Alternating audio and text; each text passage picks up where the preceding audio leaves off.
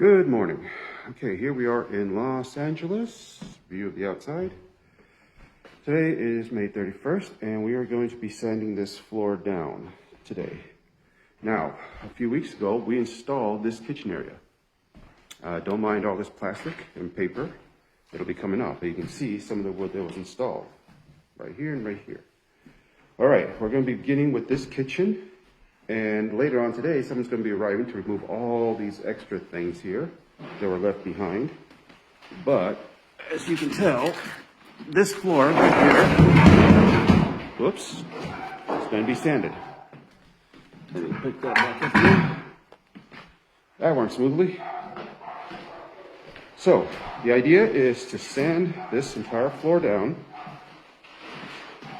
the hall, in a bedroom. More things are going to be moved.